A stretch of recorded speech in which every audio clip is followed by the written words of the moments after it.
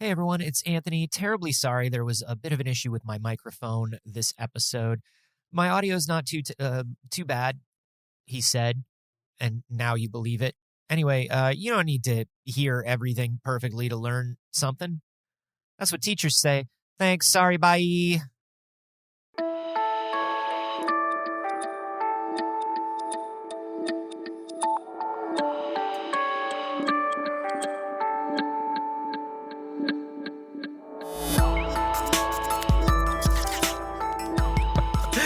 Anyway, call us Cookie Place. We're available. This is We Have Concerns. Hi, Jeff Canada. Hi, Anthony Carboni. Hello, concerned citizen. Anthony Energy. No, Anthony No Energy. Anthony need energy. Anthony Sleepy Guy. Anthony Nap now. Yeah, Jeff the same. Energy is, we need it. We need energy. Yeah. We need it. And it turns out. You and me, or have we now moved on to the world? We've moved on to the world, but also us. Sure. You know, think locally, work globally, or the other way around, whatever it is. This is a story about energy consumption, production, and how we might address some of the world's needs in that haven't regard. we fixed that yet? We really have not. We really have not. For all that, Jeff, we talk about it so much. And for how much we talk about it, like, why haven't we done anything? Well, that's a good point. We do talk about it a lot. And I'm not just talking about you and me, even though you and me do talk about it. Now, once again, I've moved on to the world. We've all talked about it quite a bit. Why don't we just fix it already? I feel like by talking about it, I'm doing something about it. Have you tried? Yeah, I haven't tried tweeting. I bet that would help too. Hashtag doing something about it. Hashtag fixing the world. Hashtag this is all I do. This was a story posted on our Discord by Direnair. Thank you, Direnair, for posting this story. Discord, of course, exclusive to our patrons, but it's only cost you $1 a month to get access. You can see all the stories that we didn't pick there and lots of other cool stuff. Patreon.com/wehaveconcerns. That's right. This is a story in Ars Technica written by John Timmer. This is a story about solar energy, but it's a facet of solar energy that I've never considered. This is not new, although there is a new study that is about which this article was written. But I had never really realized that one of the frontiers for solar energy collection is putting solar panels on water. On what? Oh, I'm sorry. I thought you were going to say baby. On babies? Solar babies? That was a great movie. Like putting it on kids. Kids are always outside running around. They really are. Put a solar panel on a kid, put a backpack on them with batteries in it, and let them run around and just do whatever, whatever it is. Charge this. And they'll just go, wow, and they run around. Yeah. Daddy, the backpack makes it hard to play. I don't know. Just be stronger. The backpack makes you stronger. Make it easier for me to play my Steam Deck, though, when you charge this battery. Yeah. If you have a kid that has to be on like one of those leashes or whatever. Yeah. Do parents still do that? Do they still put kids on leashes? I think it's frowned upon, but I'm all for it. Yeah. So that if you put your kid on a leash, you could make that leash a USB-C cable. That's right. That's right. You know what I mean? And then you're powering your Steam Deck. Your kid is having a great time. Brilliant. They're stupid because they're children. And so, but you've got the leash on them and everybody wins. This is what we mean when we say we talk about solutions and we expect them to just happen. Now we've solved that. Why hasn't somebody in the baby industry done this yet? Come on, baby industry. I'm tired of being held down by Big Baby. You know what I'm saying? Hey, don't look that up with Safe Search off. Never. Although fascinating website. Anyway, this is an idea that has been floated. See what I did? Before? No, because you haven't actually said the thing yet. Putting solar panels on water. Floating. Now do your punchline. Here's an idea that's been floated. Hey! In fact, it has been put into effect in a very small scale. But this is a story about a new study that some researchers have put together about implementing this on a global scale. Okay. So this makes sense to me. Yeah, well, it's going to make a lot more sense when I get into the nitty-gritty. 2/3 of, what is it? 2/3 of the Earth's surface is water. We're not doing anything with that water except polluting and destroying it. Maybe we could just like put some solar cells floating on that water. That would, that we'd be generating energy. And in places where people are illegally dumping or poaching, it would be much harder to do because it's covered in solar cells. You can't dump or poach on my solar cells. No, there's no space for it. I mean, that's an interesting idea, but this is, as they get into it, it's fascinating. They're not talking about putting it on oceans. Cowards. Very, because they're cowards. Right. It's very problematic to put it on oceans because of tides, because there's a lot of factors that make oceans very problematic to do this. Also, I don't know, Jeff. I gave it 5 seconds of thought before I said it. That's true. So we should probably consider your idea equally. What did they think of? The idea here is to put it on reservoirs, man-made reservoirs.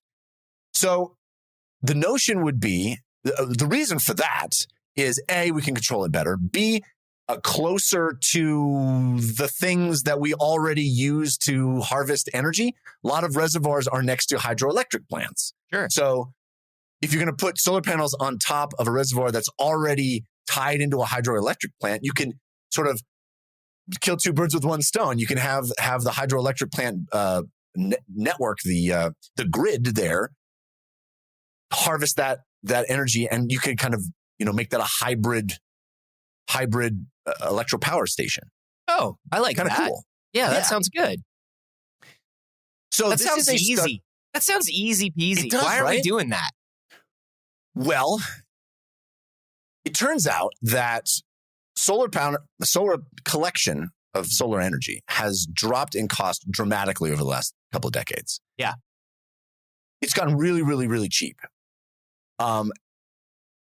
Unfortunately, this would drive costs back up, right? Because we've kind of figured out how to get solar energy from the land by putting solar panels on the land. And we've gotten the cost of that has gotten really low. Sure. Comparatively. Okay. This would be a much more expensive solution, but the whole point of this study is to show if and why this could be beneficial to do, to have that upfront cost, to invest in that upfront cost. Okay, so it brings the cost up temporarily because we have to, just like we did, we have to figure out 20 years ago, if you got solar on your house, when they first started pushing this, it was like, get solar on your house and we'll give you tax breaks. And everybody was like, we don't care. We can't afford it up front, because it was like ridiculous. Right. It was like buying a house all over again almost to put solar on your house. Yeah. Now tens of thousands. Yeah. Now it's gotten much cheaper because solar panels have gotten better. And I guess also we've gotten better at putting solar panels on things. But yes. But to me, it's like, how much could the cost really be now that the solar panels, now that we can make solar panels so much more cheaply, so much more effectively, and we can make them on a much larger scale? All we do is put them on floaties, bud. What's the cost? You'd think, I think figuring that out, figuring out how they don't get damaged on floaties, how that is all going to work. Also, this article points out that while it's not the case on, residential homes, for example, it is the case that most of the large-scale land-based solar farms have solar panels that actually rotate in concert with the movement of the sun across the sky. So they maximize the time that the solar panel is soaking up that solar energy. You can't do that, or at least we haven't figured out how to do that, floating. So it would be, there are impediments to overcome here. Okay. I would imagine, though, that you got a big reservoir, right? Yeah. You probably get more uninterrupted sunlight over that reservoir than you do over sort of land and residential areas, just because there's not anything built around the reservoir. Right. So for most of the peak sun collection hours of the day, they're just out there. They're just soaking up sun. That's right. So this is just as far as I'm thinking of it, I don't know what does a solar cell cost? $1? What can they cost, Michael? I don't know. I don't have that data. I don't know what they cost, but if you were going to get big solar cells or like a bunch of connected solar cells, does it really matter if they're not optimally collecting all day? Like, aren't we just winning by putting solar cells on the reservoir and just letting them collect what they collect? Well, yes, and it has a whole lot of other benefits as well. Great, just do it then. Cowards, why are you writing about it? One of the benefits is the fact that, these large solar farms use up land. Yeah. We don't have a lot of that left, Listen, as much as I love like driving, one of my favorite things to do as a California person, whenever I take like a road trip or anything, one of my favorite things to do is you can drive by the big solar farms and the big wind farms. Yeah. And I like just like pulling over and like and just being like feeling like I'm in a Ghibli movie, a big wind farm. You know what I mean? Yeah. You can just pull off and it's just all of the windmills just turning and you're just like, this is dope. But I do think about how much space it does take up. It's not insignificant. There's a reason why it feels impressive and Ghibli-like. Exactly. It's a finite resource, land, obviously. That's why Lex Luthor tries to get it. It's why every supervillain is all about the land. Yeah. And also McDonald's, the largest landowner in the United States. Yeah. I found out about land banks recently and I'm mad. You should be. Anyway, so this would let them sort of, double dip, to use another water pun. You have this reservoir of water. You're using it as a reservoir of water. We're already doing that. Yeah. You just put the solar panels on top. We're not using up any square footage on the solar panels. Yeah. And then one of the things that the headline said that I noticed here is also like we're essentially putting a big lid on the reservoir, which helps stop evaporation. Yes. So good news, bad news. Okay. Bad news is putting a lid on the water can wildly disrupt marine life and water ecosystems. So that's the thing is I'm thinking about reservoirs, and certainly like the reservoir that I think of is the local reservoir here, the Silver Lake Reservoir. Mm-hmm. Everybody goes jogging around the Silver Lake Reservoir. It's in the middle of a park. It's very lovely. It's fenced off, and that's where a lot of our drinking water comes from. But just because it's fenced off doesn't mean the aminals in the area are not taking advantage of that reservoir. Relying on it, needing it. Yes, there's all kinds of different, fish life, even animals that come and drink from the water. And then you've got all kinds of algae and other things that are Dude, imagine you're a deer and you're in this forest and all of a sudden you're in this park and you're just like, well, the last place I lived, it was great, but then they tore it down and they built one of those human things there. So I had to move. And then I was here in the park and it was great. And then it sucked for a while because they tore a bunch of the park down and I thought I was going to have to move again. But then they put in this beautiful lake. And so now life's just so much easier. Guess what? I show up to the lake yesterday. Lidded it. The motherfuckers covered it up. They lidded it. They lidded my favorite lake. They straight up put a lock on the lake. First where am I the garbage supposed to cans. live? Now this. Yeah. First they put a lock on their garbage can. Then they tell me I can't eat their tomatoes because it's in their garden, which is not even a word. Garden. How dare they? Then they build me like they are punking us. Seriously. That's what they're doing. They build us a nice lake. They're like, come on out. Come to the lake. Enjoy. Yeah. Next day you show up. They're like, sorry. Humans got to pay for this lake. That's what they do. They tease you with deliciousness and then they lid it. I would be so pissed if I was a deer. Yeah. Well, man, I'm just thinking about it right now for the first time, really thinking about it. I'd be so pissed if I was a deer. Like in almost any situation, anywhere you put deer, I'd be so pissed. Yeah. I mean, you could prance. That's a positive. Prance to where? The fucking CVS that they just built where I live? Yeah. Prance right into the hunting ground? Get shot by a fucking Boy Scout? Some grade schooler that's trying to impress their dad? wearing a backpack full of batteries? My understanding is that 90% of deer deaths are the direct result of impressing your dad. Please. And listen, that's not just children. if you think a lot of the people that are shooting deer as adults aren't still trying to impress their dad, I would say look up psychiatry. See what that's all about. You might, it might surprise you. Oh man. So this study that I've been trying to get to here, this. Oh, I'm sorry. Am I holding you up? It's fascinating. I'll go get a glass of water. You can talk about your study. Yeah. Try to get it from the reservoir. It's lidded.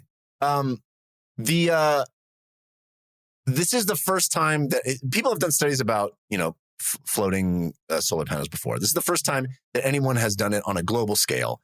No one has looked at, people have looked at a specific country like, oh, would it work for the US or would it work for somewhere else? This is a global scale comparing different countries to one another. Mm-hmm. They used what? USA. We win. USA. Well, it is interesting that they determined that the country that would benefit the most from this is the US. But USA. But so the way they went about doing this is they used an up-to-date model of photovoltaic performance in different environmental conditions, which was developed by the U.S. Department of Energy's Sandia National Lab. They got data on temperatures, solar irradiation, wind speed over 2 decades from 2 different Earth-observing satellite systems. This is serious study, Anthony. Wow. They did a little SimEarth on it. SimEarth. Fascinating. Okay. So here's what they came up with.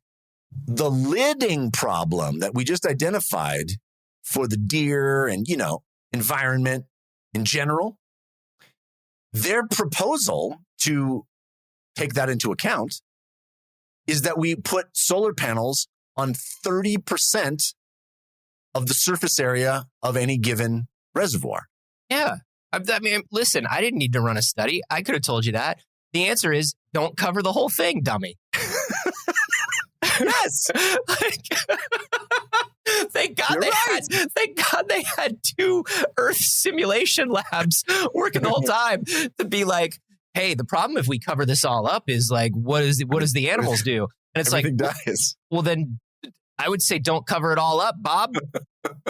This is the cut some holes in that box theory. Yeah, well, I would say cover just a bit of it, Bob. I don't know why you're in my office. When we put the bird in the Tupperware, yeah, it died. Oh, it died. Did you try putting a little breathing hole in the Tupperware for the bird?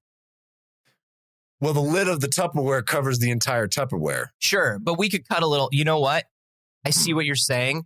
Yeah. Let's put 100,000 birds in Tupperware and then start running simulation models and see what the answer is.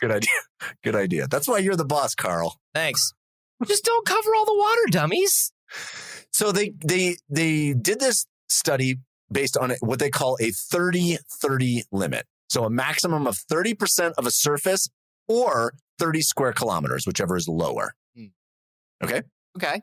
So if we do that globally, solar panels floating on 30% of the reservoir water in the world. Yeah. We could produce about 9,400 terawatt hours. That's a lot of hours. It's a lot of hours. Now, to put that in perspective, the amount of electricity used by humans on Earth every year is 22,800 terawatt hours. So that's about 40% of all the energy we use on Earth every year could be from reservoir floating solar. Okay, well, then here's what I'm going to say, Jeff. I would say they should stop worrying about whether it's as efficient as the land ones and whether they're going to turn the panels or all any of that shit. It sounds like this is good to go right now. Yeah. I mean, that's kind of the point of this study is like, ladies and gentlemen, this is a solution. This is a very, very good solution. They get granular with it as well. So they go down country by country. Now, obviously, countries like Canada, Nordic countries that don't get as much sunlight, much exposure to. They'll have to buy their sunlight from us, the USA. Home of Lex Luthor. That's right. This is a pyramid scheme, is what they've a pyramid scheme floating on water, which is always what you want. Hey, here's the thing about the Nordic countries, though. They don't care. They've got geothermal. They're laughing at us. That's true. The Nordic countries are laughing at us right now in their beautiful homes with their free, clean energy and their breathable air. Well, I'm sitting on a podcast sniffling like a 4-year-old. That's true. So they said that the biggest winner for floating solar would be the United States. It has the potential for 1,900 terawatt hours under the 30-30 limitation. And that's approaching half of what we use. We use 3,900 terawatt hours a year in the United States. So it's just under half of our total electricity consumption. Total. So that's like half on floating solar, the other half nuclear, old carbon burning stuff, all this normal things. We could account for almost half. And crazy. How many days do you think it'll be until Exxon disappears the Department of Energy's Sandia National Lab? How many days do you think it is before ExxonMobil, BP Gulf, this Slimy Bird Incorporated shows up and is just like somebody's like Carl and Bob show up to the Sandia National Lab and they go to scan their badges on Thursday and it's just like this is now the ExxonMobil Museum of Cool Tigers. Yeah, you're now studying why cigarettes are good for your health. What? Why? Why? What? You're an oil company. Because fuck you is why. Because not only do we want you to be studying things that are not helpful, we want you to look like fools. We want for what you did to us as much as possible. We want you to look like fools. We don't need any studies on oil. We already buy the government, idiots. We don't need any science. Yeah. Smoke cigarettes and die about it. We could just shut you down, but that would be too easy. No, we want you on our payroll smoking cigarettes, Carl. That's right, Carl. 6 packs a day. Start. Go. So United States, about half. Now, in order for the rest of the top 10 countries that they estimate floating solar would be good for: China, Brazil, India, Canada, Russia, Mexico, Australia, Turkey, South Africa. Wow. Only 3 of those right now, Brazil, China, and India, have any floating solar at all. The United States makes right now about 5 gigawatt hours from floating solar, which is a drop in the bucket. That's like barely 4 DeLoreans of power. Exactly. You could travel in time 4 times. That's it. And let me tell you something that I've learned from those movies. Traveling in time 4 times is just enough to cause trouble. It is. 4 times is one movie extra. You don't even need that much. Well, they go back and forth like 3 times in the second one. Well, that's true. 4 times gets you caught as a cowboy. They got Mr. Fission. Yeah, you get stuck as a cowboy if you go 4 times. 5 times is the one. And you know what you need? To get out of there? To fix the problem, Jeff? Trains, public transportation. That's the real lesson of those movies. That's the lesson of Back to the Future. Is we need we need to compost. We need compost and we need public transport. Yeah. And stop calling people chickens. So how much? Look, we're clearly not generating enough solar power right now. I'm hearing that. Yeah. This would help us generate a lot more. Right now, we're being very America about it. And if you want solar energy, you have to put up the money yourself and you're personally responsible for it. Because that's we like to preach personal responsibility here and make the world worse via preaching it. But how much water are we also saving with this, right? Because the whole thing is the lids. That's the thing that's even cooler, I think. Cooler because it's stopping the evaporation. Yeah. Is that lidding just 30% of a reservoir not only stops the direct evaporation from the sun, it also cools the rest of the reservoir. So you compound the effects of saving water. So you're actually you're reducing the waste of all the water just sitting in those reservoirs. And that's significantly larger than the 30% coverage would suggest. They say that evaporation drops by about 45%. And they said globally, the lower evaporation adds up to about 100 cubic kilometers of water a year, which is enough to meet the needs of 300 million people. Stop. Do you know what this would do here in California alone? It just seems like, why are we not doing this? In California, every year, and this is one of the things that a lot of terrible media outlets try to bring up, say that California is a terrible place, is every year, because of the temperatures and the weather and all the stuff in California, we go through a drought. We go through a drought, and it's like, hey, don't water your lawns. Try to limit the amount of water that you're using.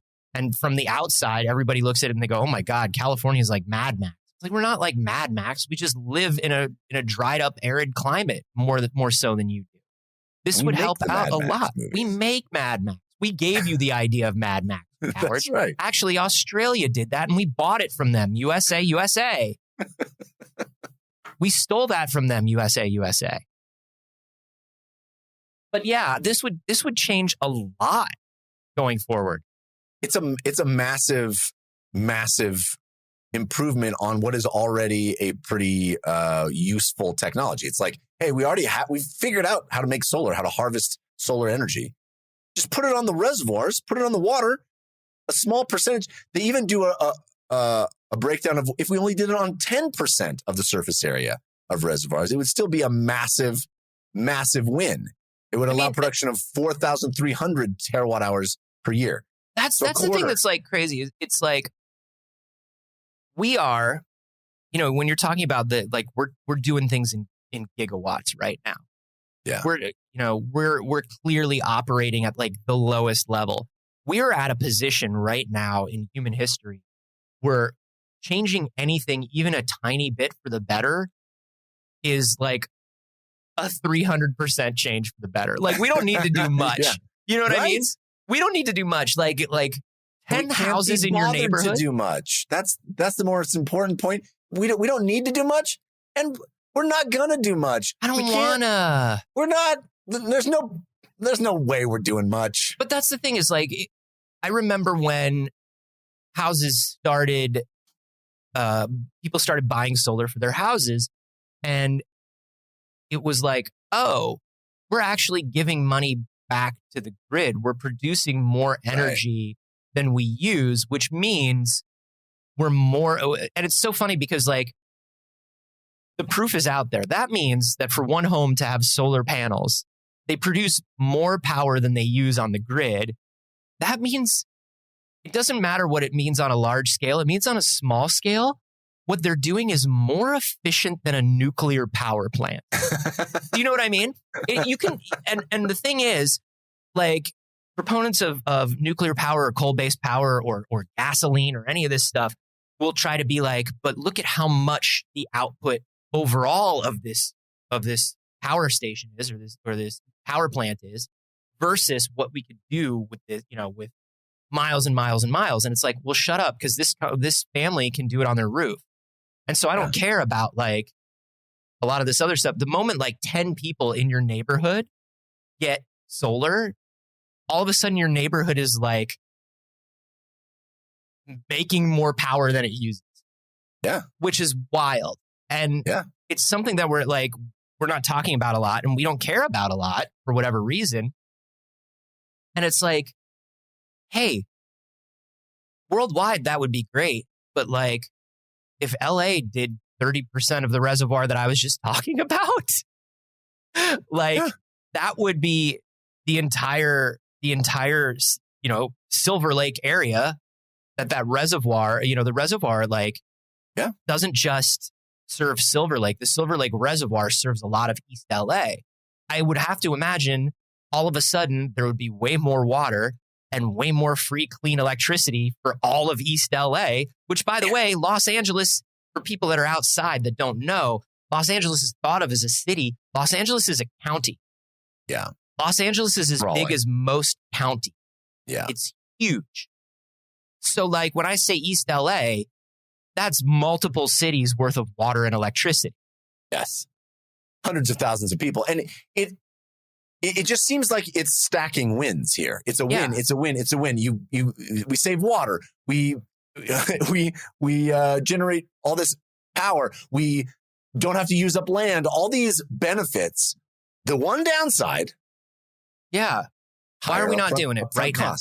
Higher upfront cost. It's money. How much money? Well, they don't go into the specifics about the differences, but it's just enough more expensive.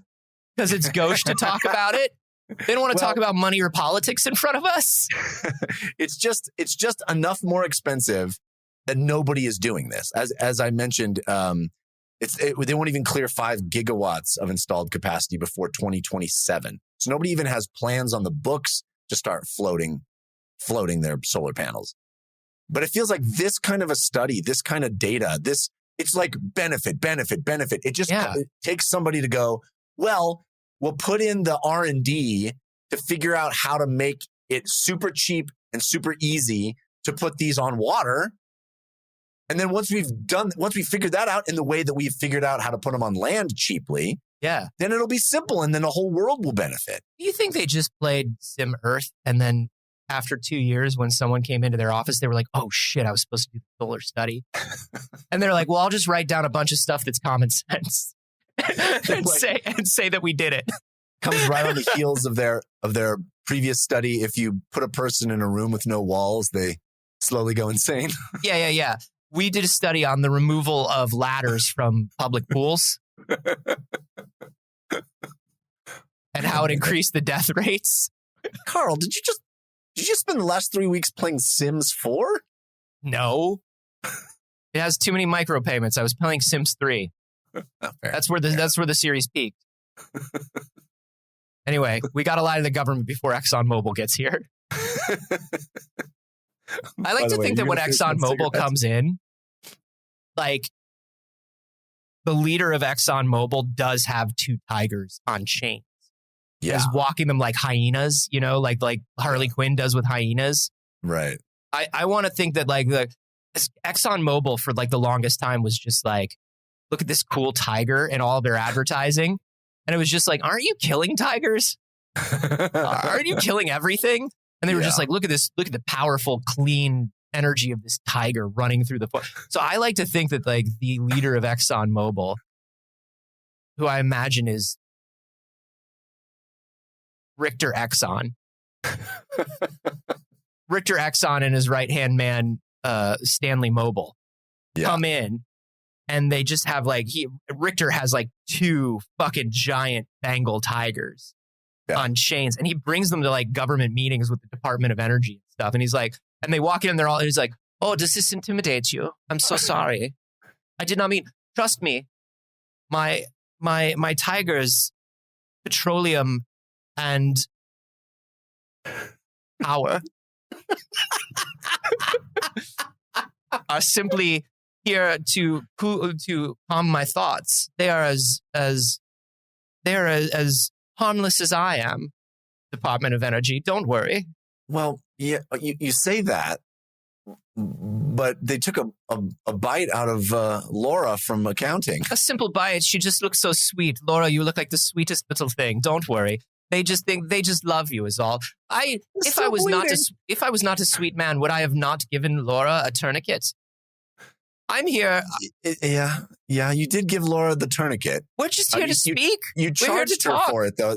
You charged her for it, and it just seems. I'm a small businessman. Small? Very small. I only have 2 tigers. Don't worry. Meanwhile, Don't worry, Laura. Stanley Mobil's in the back going, if you have a problem with it, just call someone using my phone. That's right. I made the mobile phone. Stanley Mobil. Doesn't Ryan Reynolds own like most of Stanley Mobil? Well, I think he just sold it. Didn't he just get a big, huge payday? So he sold. Didn't he sell Mint to? He just sold it to AT&T or Sprint or somebody. Man, fuck that guy. That sucks. Cash money. That sucks. Yeah. That sucks. I mean, look, it's a good business decision. I just fucking hate that. I just fucking hate that. on a long enough timeline, everybody just sells their company to like the larger company. I just fucking hate that. It's a bummer. Unless you're the person selling. By the way, we have concerns. Joe Rogan, if you're listening. Joe Rogan, if you're listening, fuck you. But also, Joe Rogan, if you're looking to buy a podcast. I'm going to sell to the larger fish. Anyway, I think this is actionable. This is the hard data. They're being realistic about it. It's not pie in the sky. It's not like, oh, well, there's a million things to figure out, but if it all worked out. No, this is very realistic. It feels very actionable and nobody's doing it. I wish they got into the cost. I wish that in this study, they would get into the cost, the upfront costs versus long-term gains. And not just that, because this is the reason people didn't want to buy solar for their homes in the beginning. And now everybody's like, if people are buying a home or building a home right now, one of the first things that people factor in is how much is it going to cost to update this home to solar.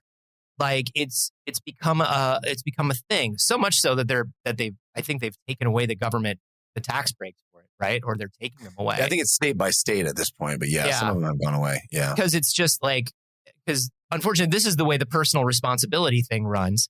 Is like, hey, if you're willing to be the early adopter, we'll give you a tax credit for this. It's like, oh, cool, I'll keep doing it because it's good for me, and I get the tax credit. And they're like, no, everybody knows that it's cool now. You've caught on.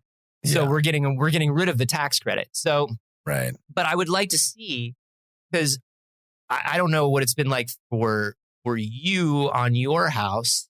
I know you had solar on your last place. Do you have solar on this place too?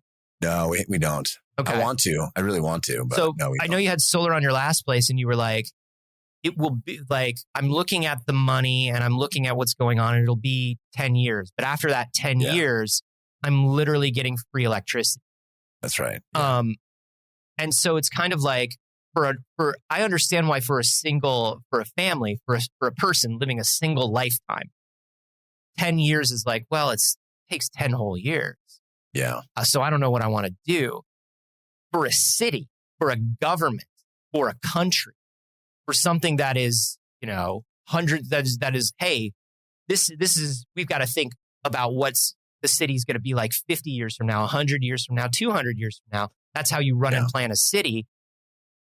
How is this upfront cost not worth it? And I think there has to be something about the expense that they're not. I mean, look, their study was proving that this is doable. Somebody else out there has to prove that it's too expensive. And I don't think they want to prove in their study that it's too expensive. I think they want to say, well, there's some costs. And they're trying to point out that a lot of those costs will be offset by the other benefits you get, right? If you're a municipality or a government looking at this, you go, well, hey, it's going to cost us extra to put the solar panels on the reservoir, but we get extra water. We get, these other things that aren't directly related to the electricity are still. Oh, but my tigers are not thirsty. They're only hungry for meat. They drink very little water. I myself drink very little water. My pee is brown. Are you going to tell me that's bad? It's personal responsibility, clean water. It's our duty to provide oil to keep the world moving.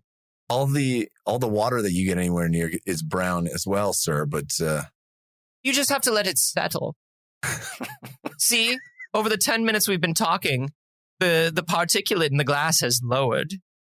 In another 10 minutes, just hit the top. Yeah. In another 10 minutes, the entire glass of water will be clean.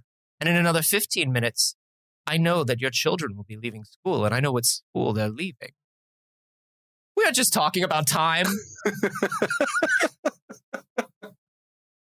That explains why little Johnny was telling me about those tigers that he keeps seeing on the way home. I just think that, regardless of this is, I hate to harp on this because listen, I'm not a big fan of either party, but I will say this. There was a big part of sort of the Green New Deal, and there was a big part of sort of the infrastructure thing that the Obama administration wanted to do, which was, hey, we can create jobs by taking a lot of people that are in these jobs that are going to be outmoded and bringing them into clean energy jobs and retraining. And I think one of the biggest things that people are going to argue, and this is one of the biggest arguments that we get in this country, and I hate it, is if we're getting 30 to 40% of our energy from this passive thing, what happens to the people who work the traditional energy jobs? Sure, we're saving money in one case and we're saving the environment a bit, but who cares if we're putting so many people out of work? That's the thing that this country always goes to. How many people are we going to put out of work? Yeah. I mean, listen, the answer, if corporations have their way on an infinite timeline, is like literally everyone.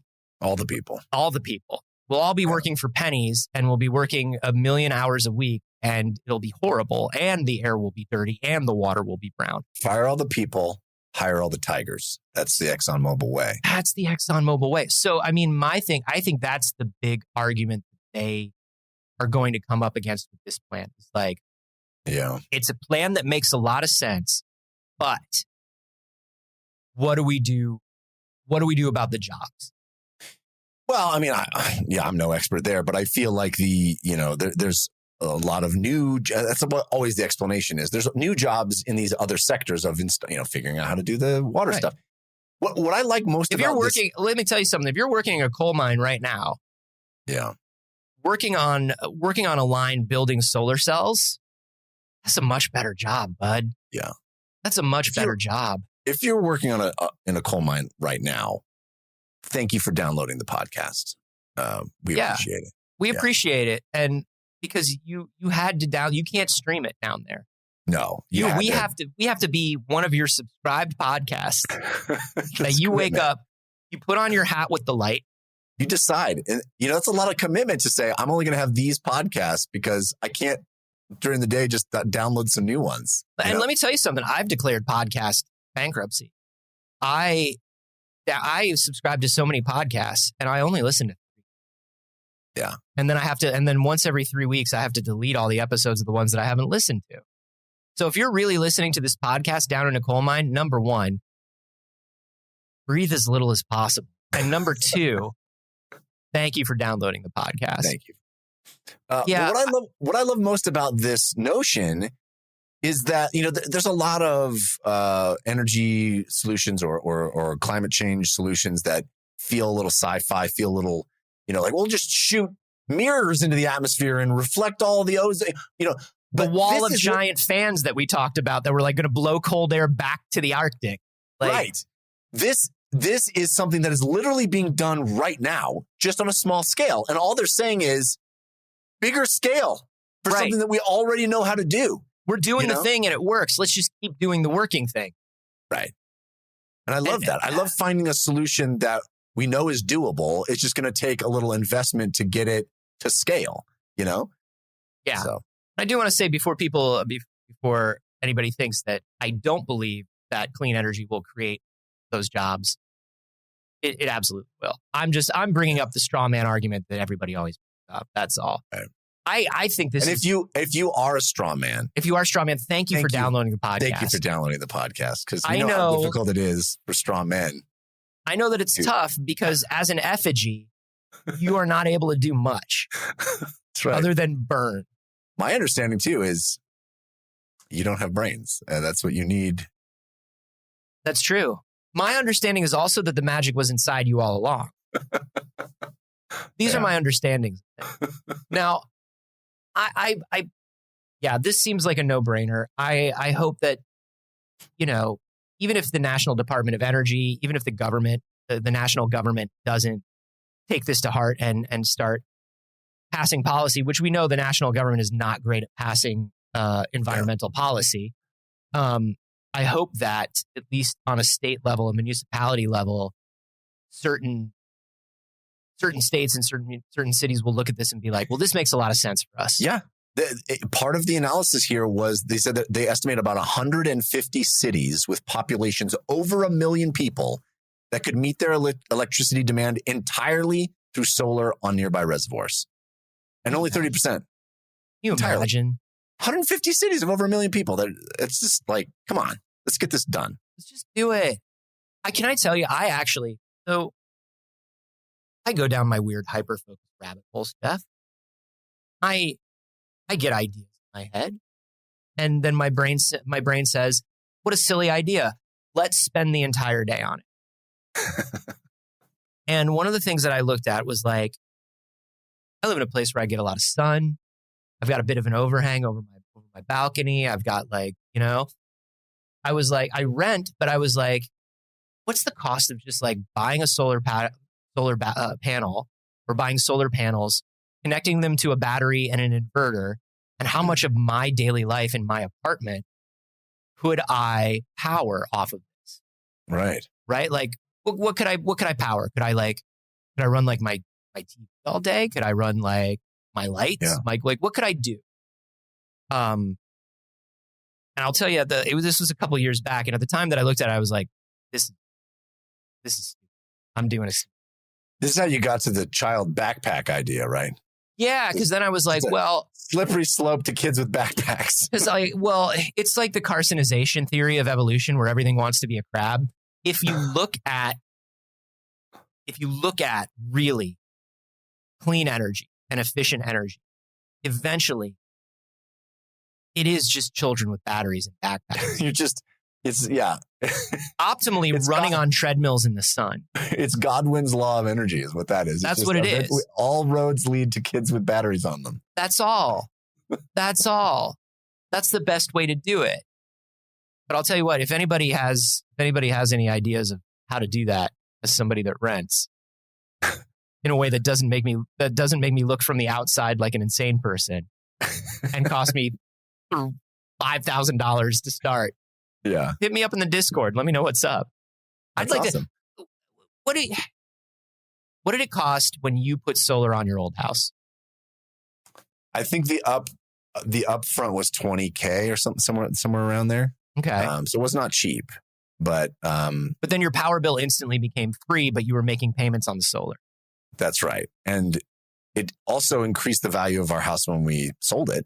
I know it was a big plus for the buyers that eventually bought our house. So you should sell that to also, increased the value of your house too. Yeah. So when was your monthly solar panel payment about the same as a power bill or more? I want to say it was slightly more, but I can't remember exactly. That fluctuates, right, over the year, because there's times when you're using more energy, in the winter to heat the house and stuff. But I can't remember exactly how it worked out, but I remember thinking that it was effectively a 1-to-1 shift. Like after 10 years, I was going to get pure benefit. But up until then, I wasn't going to really see much benefit. But the benefit that I got, as I said, was right. It increased the home value when we went to sell it. So yeah. We didn't stay there the 10 years. We thought we were. We didn't. But I think it was still very much worth it. Yeah. And the other cool thing, Anthony, I got to say was I'm one of those guys. I'm the total dad. I'm the guy who's like, turn the lights off. If you leave the room, turn the lights off. Don't turn the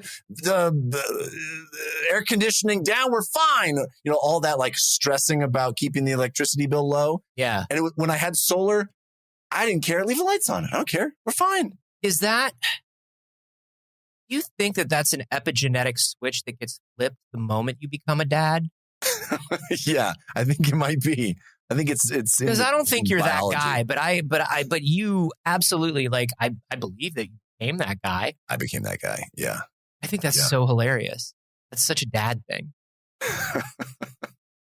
I'm back to being that guy now because we don't have solar panels anymore. And I'm like, why did you leave the light on? There's no need to, nobody's in that room. Add light, Jeff. What can it cost? Adds up. It adds up.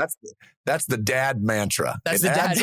It adds up. And then we don't get to go to Disneyland.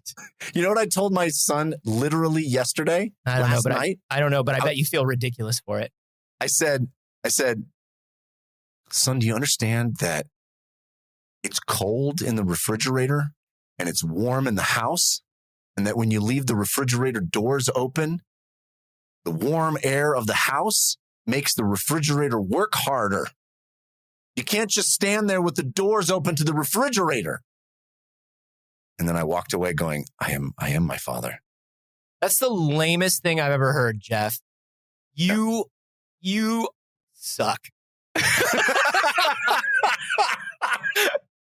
Well, How long was your kid in front of the fridge? 30 seconds? Longer than necessary is the point, Anthony. You Longer suck. than necessary. Do you do the thing where you tell me, you're like, hey, before you walk to the fridge, have an idea of what you're getting out of the fridge? You don't just stand there and think with the doors open. Come on. Kids. You're lame. I think that's the thesis statement of our show. Jeff sucks. Oh, speaking of which, thank you for listening to the show. If you're in a coal mine, if you're a straw man, if you're, I don't know, I guess if you're anything else, but that's sort of the demographic we're going for. Yeah, those are our target demos. Coal miners and straw men. It's not that you're less important to us. It's just that that's the hit demo right now for podcasts, and we're really trying to get to it. But you could be important to us. Anthony, by the way, I saw Coal Miner and the Straw Man at Coachella one year, and they were fantastic. They're amazing. Listen, you could be important to us. How? Yes. Well, it's easy. Become a patron. Become a patron at patreon.com/wehaveconcerns. Then your importance level shoots right up. Yeah. Also, people will think you're cooler. That is science. That's just science. We're an award-winning science podcast, so we know. You have to believe us. Basically, for $1 a month, you get access to the Discord, which is the place where everybody's hanging out.